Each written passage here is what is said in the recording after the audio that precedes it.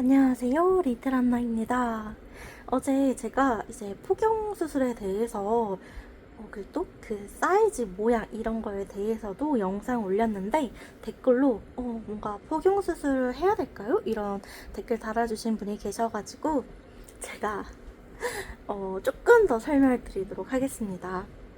일단 제가 여자고 저도 이제 성관계 할 때 남자한테 애무를 해주면서 입으로 해준 적이 있을 거 아니에요? 그죠? 그때 저의 경험상인 거니까 모두가 다 똑같은 건 아닌데 저의 데이터인 거예요. 오해 없으시길 바랍니다.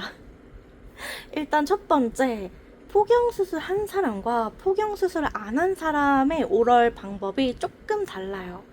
그러니까 완전 다르다기보다는 좀 다른데, 그리고 테크닉적인 면에서도 다르게 들어가요. 왜냐면 폭경수술을 하신 분 같은 경우에는 이미 피부를 잘라냈고 맨들맨들해요. 매끄러워요. 그래서 오랄을 해주면서도 피부가 말려서 올라가거나 내려가거나 아니면 내침이 고이거나 뭔가 이런 게 딱히 없어요.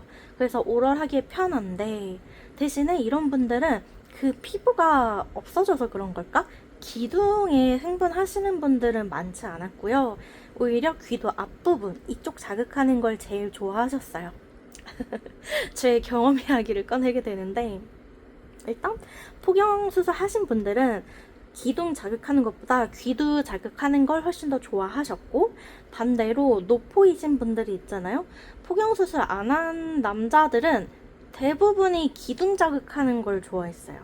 그러니까 이게 사람마다 다를 수는 있는데, 아무래도 포경수술을 하고 귀두 앞부분이 남들보다 더 예민한가 봐요. 아니, 그러니까 포경수술을 안 하신 분들이 그 껍질로 가려져 있는 살이 있잖아요. 근데 그 부분을 내가 오러를 하면서 입으로 이렇게 살짝 껍질이 내려갔다가 올라갔다가 하잖아요. 근데 그게 좀 아픈가 봐요.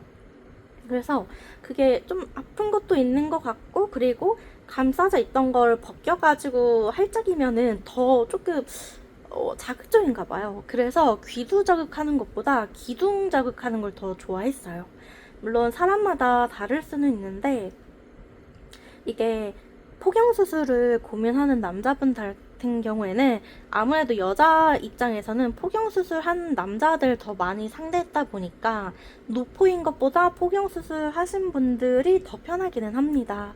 그래서 내가 노포인데 깔끔하게 관리하는 게 힘들다 하면은 폭경수술 하는 것도 괜찮지만, 굳이 나이 어느 정도 들고 안 해도 될 것 같다 하시면은 굳이 나이 들어서 해야 될 필요가 있을까 싶습니다. 그래서 요새 어린 친구들 폭경수술 하는 거 보면은 아버님들이 다들 자기는 어렸을 때 부모님 따라서 돈가스 사줄게 하고 가서 폭경수술 했다, 이런 케이스가 많았잖아요.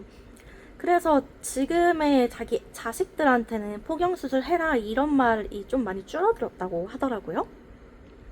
그래서 저한테 댓글 주신 분들이나 폭경수술을 성인이 되고 나서 할까 말까 고민하시는 분들은 조금 신중하게 생각하셨으면 좋겠어요. 왜냐면 우리가 폭경수술도 수술인 거잖아요. 어렸을 때는 못 모르고 해서 그런 것도 있지만, 그만큼 우리가 나이 든 것보다는 면역력이 더 좋고 상처 회복력도 더 좋단 말이에요.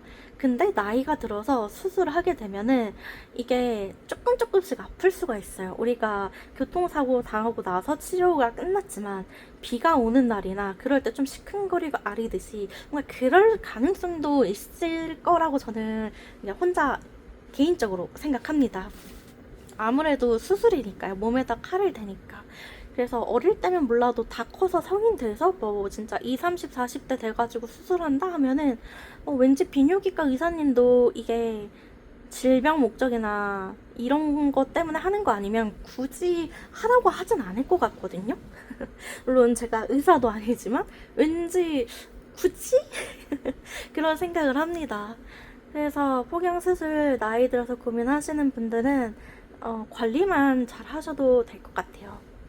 그냥 여자 입장에서 오럴 할 때 노포가 좀 더 편한 거, 그리고 우리가 살짝 오럴을, 여자분들이 오럴을 해줄 때 손으로도 해주지만은 그 입으로 이제 혓바닥도 쓰고 손가락도 문지르고 다 할 거 아니에요?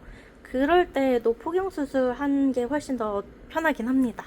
그럼 여기까지! 안녕.